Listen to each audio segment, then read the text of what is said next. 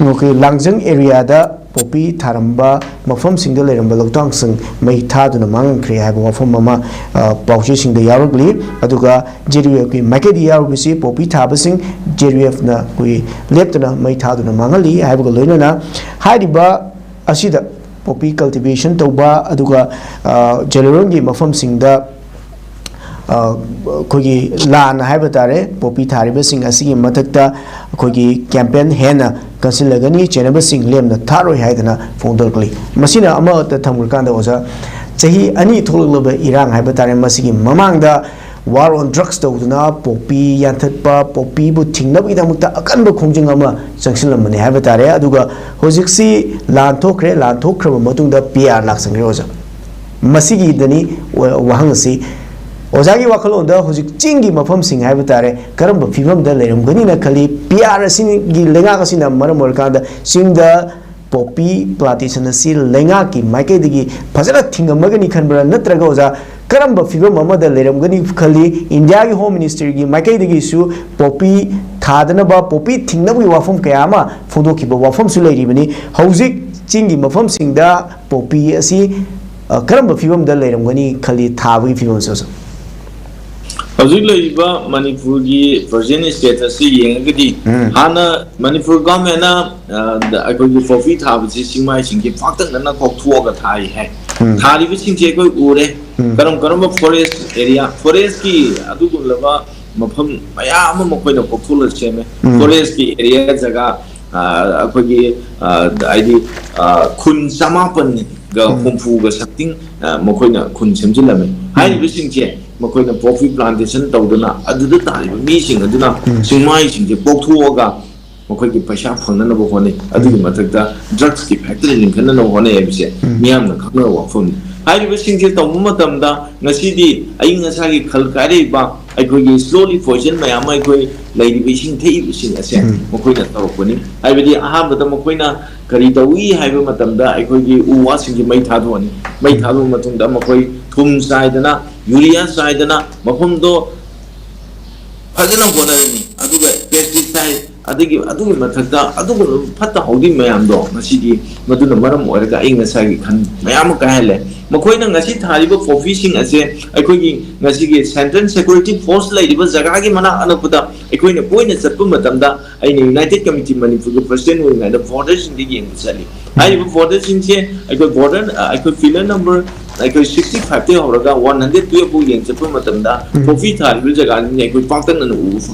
आइबा पाक्तन न उरिबो जगा सिंग असे मसिगे मना नपुदा सेंट्रल सिक्योरिटी फोर्स अदुमले अदु ओइबो तारगदी इंडिया गवर्नमेंट इंडिया न सु हाइरिबा फोफी सिंग जे थाबो थिंगी मणिपुर गवर्नमेंट न सु थाबो थिंग न मकोइना चंगजिलिबा असे मसिदेजि यंगजिलिबि मणिपुर गवर्नमेंट न कन यंगजिलमजि वानी ngasiदी मणिपुर गवर्नमेंट न मफम अदुदा यंगजिनद्रबनिना हाना थारिबो चांगदगी हेना थारमगनी हाइबिसे मसि सब साबा अखोइना वाकल न पुथोकनी हाइबिदि करिगिनो मखोइगी लमचत मखोइगी साजितुन मरम ओरगा अदुगा हौजिं लैरिबिसिदा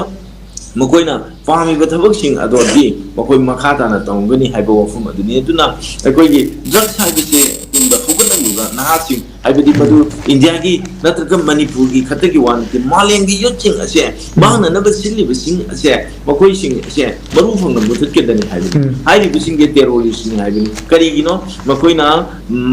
नहा हौगलकलिबसिंग असिदा मखोइना ड्रग फीचरगा नहासिंग असिबु मांगन नब होनरिबसिंग असिदि मालेंगी yengnabasing asibu masibu muthanabo honaba aise masi madu sangdaba yadaba thabukni haiba wafum aduna maram oiraga aiku irandam ijati sida leiriba adu malengi yuching mangananaba honariba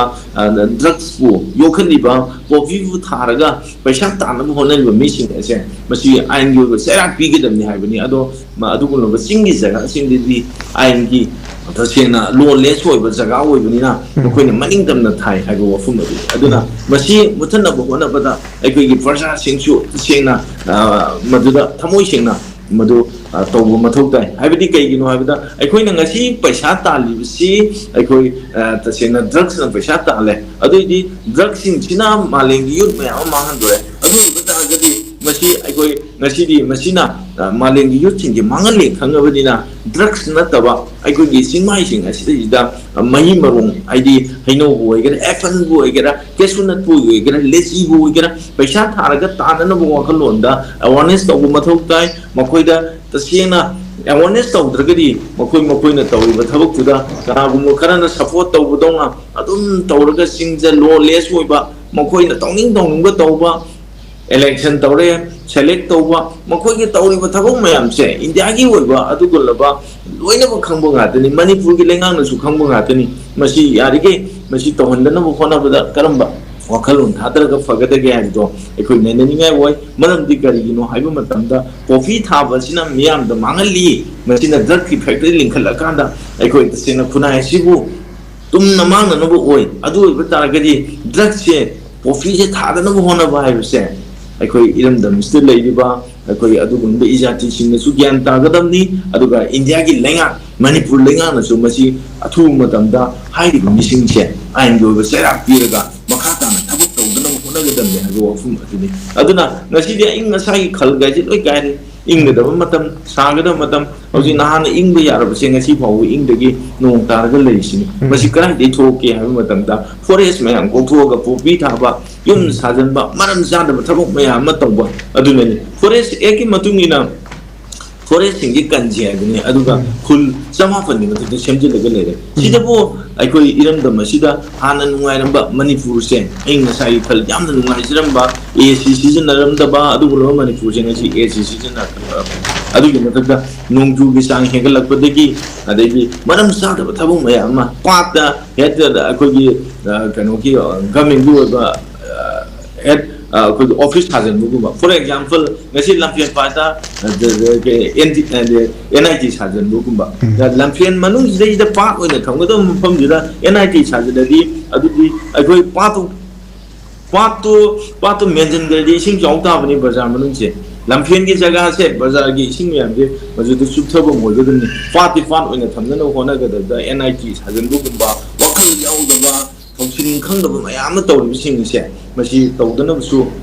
ꯑꯩ ꯊꯝꯖꯒꯦ ꯑꯗꯨꯒ ꯆꯤꯡꯗ ꯑꯣꯏꯔꯒꯁꯨ ꯐꯣꯔꯦꯁ ꯖꯒꯥꯗ ꯈꯨꯜ ꯇꯥꯁꯟꯕ ꯃꯔꯝ ꯆꯥꯗꯕ ꯑꯗꯒꯤ ꯉꯁꯤ ꯆꯤꯡꯁꯦ ꯄꯥꯛꯇꯛꯅꯅ ꯃꯈꯣꯏꯅ ꯎ ꯌꯥꯟꯊꯠꯈ꯭ꯔꯕꯅꯤꯅ ꯂꯩꯅꯥꯡ ꯃꯌꯥꯝ ꯑꯃ ꯀꯨꯝꯊꯔꯦ ꯑꯗꯨ ꯇꯨꯈꯣꯡ ꯃꯌꯥꯝꯁꯦ ꯇꯨꯔꯦꯟ ꯃꯌꯥꯝꯁꯦ ꯂꯣꯏ ꯐꯨꯟꯖꯜꯂꯦ ꯏꯆꯥꯎ ꯉꯥꯛꯇ ꯈꯨꯠꯁꯦꯝꯒꯤ ꯃꯌꯥꯝ ꯊꯣꯛꯂꯛꯏꯕ ꯃꯌꯥꯝꯁꯦ ꯀꯗꯥꯏꯗꯒꯤ ꯊꯣꯛꯂꯛꯏꯅꯣ ꯍꯥꯏꯕ ꯃꯇꯝꯗ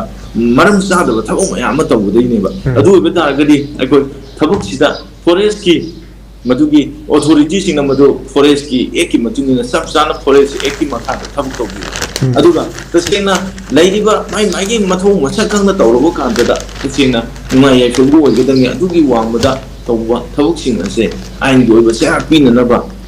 lengak ma leidi habise khangan ba tanai phadi do ai miya da thambe